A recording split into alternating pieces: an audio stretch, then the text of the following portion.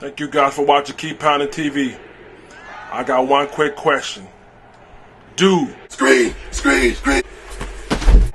you You can't stop me! Fumble! love the Carolina Panthers? We did it! We did it! Like I love the Carolina Panthers. Ah! Hey everybody, I'm your host, Grant. I got the also known as the Big Cat. My cool cats, put your paws in there if you rock with the Big Cat. Today, we're here to talk about Warren Sapp digging into my man chest, Gerald McCoy, with the disrespect.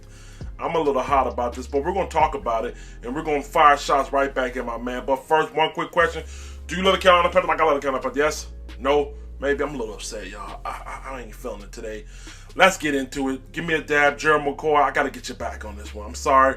Warren, why you open your mouth? If you haven't already, make sure you subscribe, click the notification bell, turn it on so you won't miss a video. Now, I think a day ago, 10 hours ago to be exact, Warren Sapp hopped on a radio interview and was asked some questions about Gerald McCoy.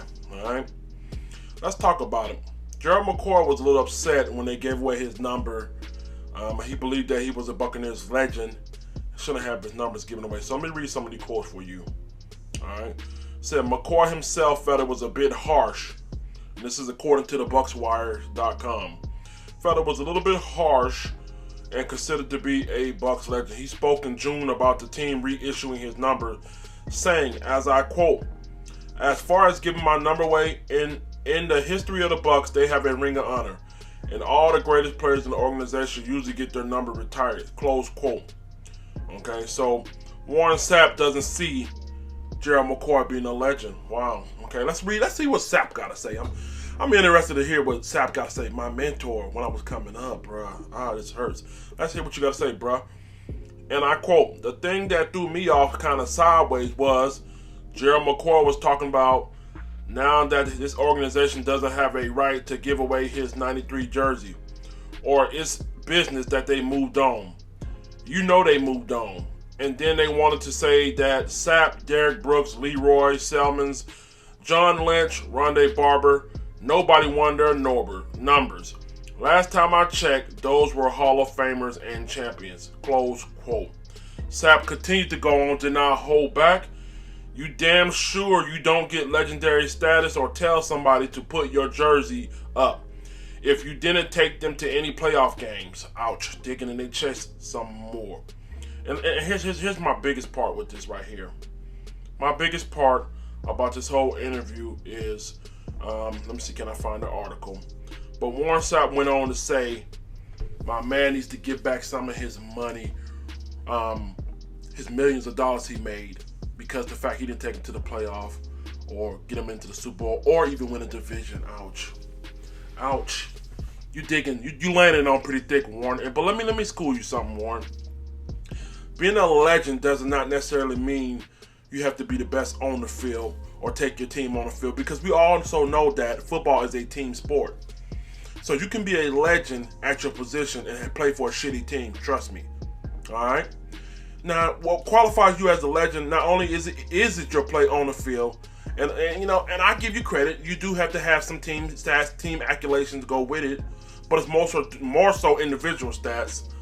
What has to do with it is off the field work, what you mean to your community, how you inspire people through donations, stuff like that. Not only do you have to be an off the field example, but let's talk about inspiring kids and doing what's right in the media and doing what's right in the community. Warren, do you really want to go there? First of all, my biggest issue with this shit is, why are you opening your mouth about somebody's money? As a black man, it hurts me to see another black man tear down another black man who's a stand-up guy. It wasn't like he got caught at the Super Bowl buying prostitutes. Shots fired! It wasn't like he was caught doing that line. Shots fired! Let's keep it 100. Let's keep it funky with you. So we're going to keep digging into that chest. Being a legend has a little bit to do what you do as a team, a lot to do what you do as an individual, but it has a lot to do what you do off the field. Like I said, he was a stand-up example off the field. He did good on the field. But like I said, when you start to talk about a player's money. Start the player. You need to go somewhere and sit down and reevaluate yourself, young man. My mentor. You talking about my man. What have you done in the media? What have you done an example for the kiddies? Let's talk about your dirt, my friend. You know, you don't necessarily deserve to be a Hall of Famer. If we're talking about being a Hall of Famer, being a legend in every aspect, on the field, as a team, off the field, you want to check 2 of those boxes, my friend. So pipe it down with putting your loose lips on folks. Okay? I get it. You want to, get some money from the feedback off the radio show. I get it. Make your hustle. But tearing down another black man, you know what I mean? Especially a man who's had done numbers of things in the community donation, stuff like that, doesn't sit well with me, Warren. Check yourself or you wreck yourself, player.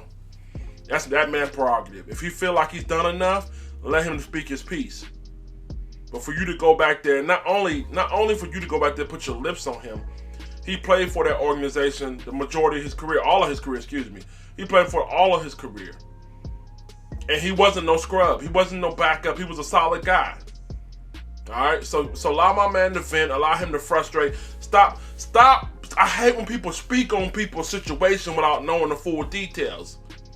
That doesn't give you the fucking right to just lay your tongue all over shit. I'm hot about this. Check yourself, my friend. While you're talking about legends, have you been a legend off the field? Do I need to pull up that PD report? Let's not do that. Let's not do that. Keep your mind off of folk. He got the right to vent. Let him vent. And if you don't like it, stay silent or don't do no interviews about it. I seen you doing several interviews, DJ Vlad. Certain questions you don't want to answer them, but you can speak on somebody else's shit. You lose major respect from me. You already was kind of drifting for me. You was once my mentor, but I can't fuck with you like that, man. I'm hot about this. I'm your host, y'all. El Grande Gato, also known as the Big Cat. Get in the comment section. Is Warren Sapp out of pocket for laying that thick tongue on him? Talking reckless, greasy, unappreciative of time served? Or does he have a point? Does Gerald McCoy doesn't have a right to say that he doesn't have to want his jersey retired because they never won a Super Bowl. They never won a division with them there. They never made it to the playoffs. Is he right about that? Is he right to say that he deserves to get back some money? Maybe I'm tripping. I'm your host, Grande Got to also on the Big Cat. Make sure you guys subscribe. I want to hear from you guys on this topic. This is one that has me really upset this morning. Let the church say, dab.